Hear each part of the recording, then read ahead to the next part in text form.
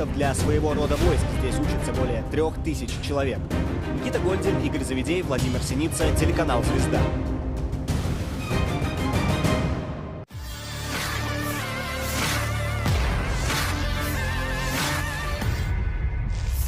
Akademi Pasukan Rudal Rusia disebut semakin diminati remaja di Moskow. Seperti rekaman yang diunggah di Telegraph Kementerian Pertahanan Rusia pada Selasa, 8 Oktober 2024. Saat saya besar nanti saya ingin datang ke sini dan menjadi perwira, kata seorang remaja yang bertandang ke akademi tersebut.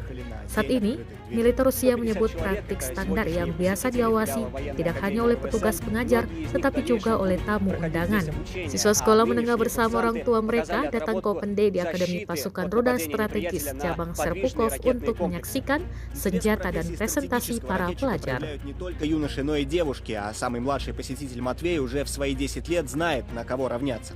Когда я вырасту, я хочу поступить сюда и стать офицером, как папа. Русский язык, математика, профиль, физика или информатика на выбор. Абитуриент должен сдать ЕГЭ по этим предметам для поступления в Серпуховский филиал Академии РВСН. Кроме того, будет внутренний экзамен по физической подготовке. Это упражнение называется «Склепка». Для новичков на вступительном экзамене такого, конечно же, не будет. Это уровень старшекурсников. Гостям показывают тренировку по рукопашному бою и проводят в казармы. Чтобы оценить условия проживания, Егор Волков вместе с мамой приехал из Татарстана. Для этого мы и приехали так издалека, чтобы посмотреть все воочию, глазами, и чтобы он прочувствовал. Мы бы даже сейчас его оставили, чтобы он именно прочувствовал, как это служить Родине. Ну, мне прям понравилось тут атмосфера. Так, молодцы, уже на один курс мы людей набрали, присаживайтесь. Теперь попрошу представить пап, которые служили в РВСН. Есть такие? Вам, мужики, респект и уважуха, присаживайтесь.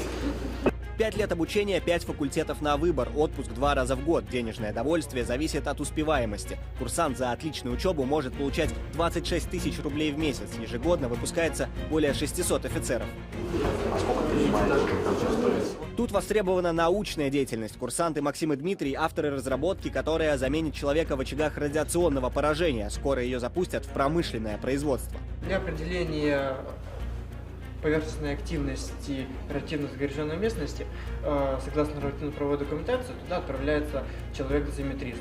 Мы же в своей работе предлагаем использовать машину, чтобы именно машина получала свою дозу, а не человек. Серпуховский филиал Академии РВСН готовит больше всего специалистов для своего рода войск. Здесь учатся более 3000 человек. Никита Гольдин, Игорь Завидей, Владимир Синица, телеканал «Звезда». Download Tribun X sekarang, menghadirkan lokal menjadi Indonesia.